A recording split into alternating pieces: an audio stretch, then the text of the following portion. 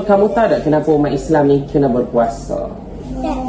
Okey, sebab umat Islam kena berpuasa sebab kan saya dah terangkan tadi dalam dewan, puasa ni ada sambil kamu buat kerja sebab puasa ni adalah sunnah para nabi dan juga para rasul. Jangan kamu ingat rasa macam puasa ni hanya ada pada zaman Nabi Muhammad. Tidak, kan Allah sebut dalam surah Al-Baqarah, saya lupa ayat berapa, tapi yang kata Allah telah memfardukan ke atas kamu puasa seperti mana Allah telah memfardukan kepada orang-orang terdahulu sebelum kamu, agar kamu menjadi orang yang sabar dan juga taat. Betul tak? Dan bertakwa kepada Allah. Betul tak?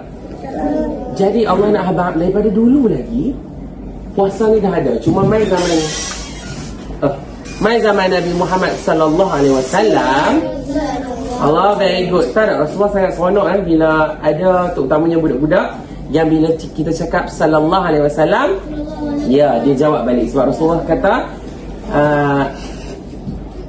siapa yang berselawat kepadaku maka Allah akan menyebut 10 kebaikan dengan nama yang orang yang selawat itu di sisi Allah Ta'ala bersama dengan para malaikat dalam perhimpunan mereka. Subhanallah. Alright, sama balik.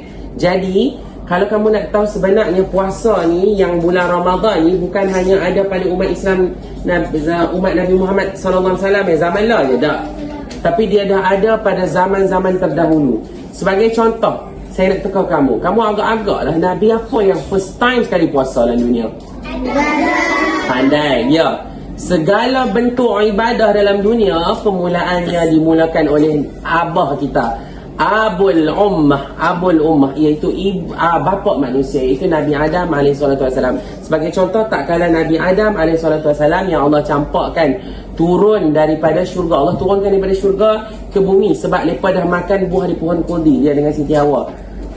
Turun daripada syurga ni, Nabi Adam turun dalam keadaan yang sangat gelap sebab time tu Allah tahan matahari daripada terbit. Ada riwayat kata seminggu, ada riwayat kata 2 minggu dan sebagainya. Tahan ni.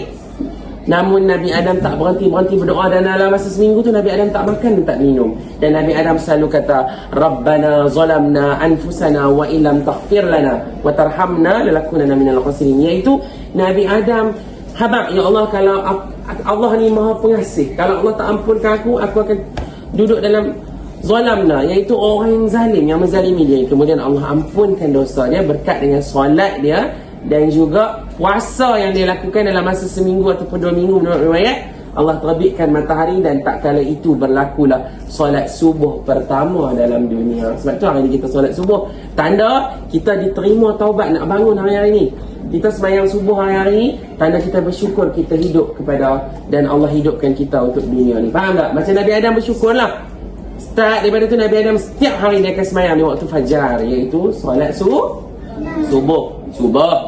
Dia bayangkan, Rabbana zalamna anfusana wa illam taghfir lana wa tarhamna lanakunanna minal khasirin. Tu doa yang kita selalu baca.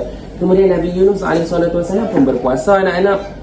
Nabi Yunus berpuasa tak kala apa, dia ditelan oleh ikan nun, ikan paus yang sangat besar, telan dia. Nabi Yunus ni dia dihantar kepada satu tempat yang bukan kaum dia, iaitu di Ninawa ataupun di Nineveh. Tempat tu terletak di Mosul, Iraq sekarang. Kalau kamu nak pergi boleh. Saya abang, tempat tu terletak di Mosul, Iraq. Dulu namanya adalah kota Nineveh atau Ninawa. Tapi patai puasa belum. Tapi penduduk-penduduk dia tak terima dia dakwah, jadi dia membaik, dia merajuk sikit. Nabi ni, kalau kamu nak tahu sifat Nabi, dia takkan bergerak satu tempat ataupun keluar satu tempat kecuali dia perintahkan oleh Allah, kecuali 2 orang Nabi, antaranya Nabi Yunus. Tapi silap Nabi Yunus adalah pengajaran dan juga rahmat untuk kita. Takkan Nabi Yunus ni diundilah, tiba-tiba laut bergelora ni, dia kena campak dalam laut seorang. Sebab nak kuada kapal tu pun orang yang soleh, dia kata ada Allah tak redha ni atas kapal ni seorang naik. Rupanya bila undi cabut 3 kali nama itu adalah Nabi Yunus bin Matta alaihissalam. Maka Nabi Yunus redha dan dia terjun. Dia terjun terus kena ngak dengan ikan paus besar. Tapi tak mati. Terus kena telan ikan paus, dan tak kala tu Nabi Yunus sedar kata ini adalah hukuman buat dia sebab dia tinggalkan kaum yang Allah hantar untuk dia, bantu dia. Dan Nabi Yunus setiap hari, setiap waktu dan Nabi Yunus, bayangkan Nabi Yunus dalam perut ikan paus ada makanan tak? Tak ada. Dia yang jadi makanan, tapi tak hancur. Mukjizat dia. Jadi dia berpuasa tak? Ya, puasa. Dan juga dia mendirikan solat dalam perut ikan paus tu pada kadar yang dia mampu lah. Dan dia selalu berzikir, La ilaha illa anta subhanaka inni kuntu minaz zalimin. Ya Allah, aku dah menzalim diri aku ni. Kalau kau tak ampunkan aku, maka nescaya aku duduk dalam kalangan orang-orang yang rugi. Subhanallah. Hebat tak? Hebat. Ya.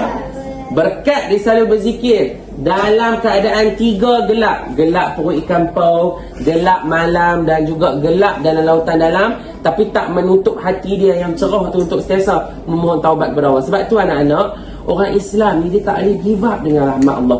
Tengoklah, walaupun dalam 3 kegelapan dunia pun masih ada cahaya yang Allah bagi. Dan Nabi Yunus pun Allah muntahkan dia balik melalui ikan pau tu di sebuah pesisir pantai. Saya lupa nama apa, tapi tak jauh daripada kota Nineveh, Mosul tu. Dan dia makan buah labu. Dalam surah Quran ada sebut. Saya tak sure Al-Anbiya ataupun Al-Qasas, antara tu lah. Kemudian dia balik-balik, dia tengok satu kaum dia dah beriman. Subhanallah. Hebat tak? Hebat. Dia merajuk tapi kaum dia dah beriman. Nabi lain tak merajuk. Ada Nabi yang tak ada kaum pun. Antaranya adalah Nabi Simpson, iaitu ataupun Syam'un bin Qazi. Ada tak Nabi-Nabi lain lagi berpuasa? Saya dah kata dah, semua Nabi dah Rasul puasa. Sebagai contoh, Nabi Musa AS sewaktu nak ambil perintah Tuhan, iaitu kitab Taurat, 40 hari berkhalwat di atas Bukit Tur Sina, ya. Okey, dah siap salin ke dah siap buat? Buat dulu.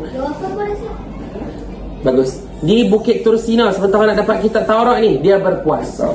Kemudian Siti Maryam alaihissalam, sewaktu kan Maryam kamu tahu kan dia tak ada suami, betul tak? Maryam binti Imran alaihissalam, satu-satunya wanita Allah sebut nama dia dalam Quran, Suratul Maryam. Perempuan ni elok baca surah Maryam.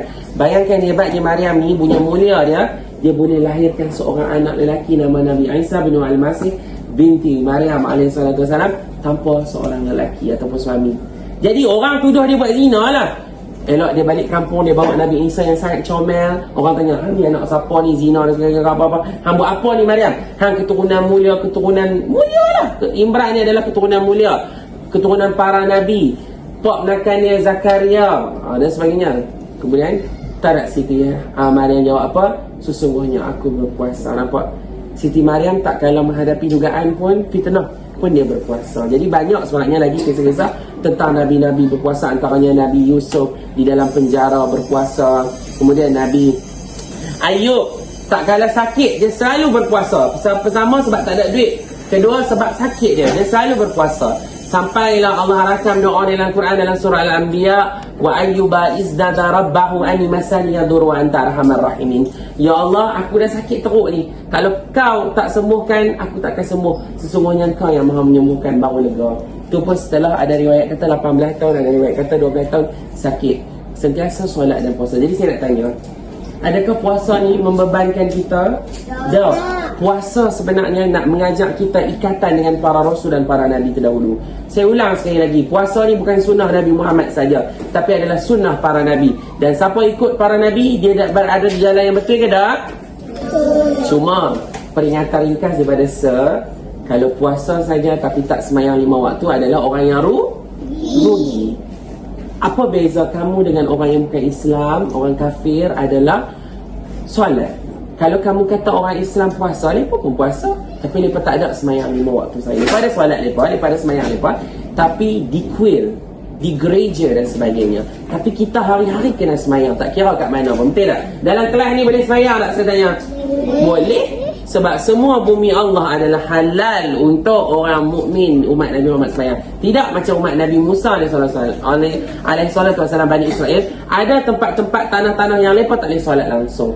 Mereka hanya boleh solat dalam masjid-masjid mereka, ataupun kita panggil sinagong-sinagong mereka lah. Ni Bani Israel yang ahlul kitab dulu lah dah tak ada dah. Jadi itu saja daripada apa pengajaran kita boleh ambil? Berpuasa lah. Sebab puasa ni ikatan kita dengan para Nabi. Kalau kamu puasa, kamu dah ikut bukan saja sunnah Nabi Muhammad, tapi sunnah para rasul dan para Nabi. Cuma mai zaman Nabi Muhammad, Allah concludekan, Allah perfectkan, sempurnakan. Allah sempurnakan bagaimana? Allah sempurnakan, okey, umat Nabi Islam ni kena puasa sama ada 29 ataupun 30 hari berdasarkan penampakan bulan di bulan Ramadan. Inilah antara keistimewaan umat Nabi Muhammad. Ibadah dia mudah, khusus dan senang. Jadi sekian, aku qauli hadza. Assalamualaikum warahmatullahi wabarakatuh.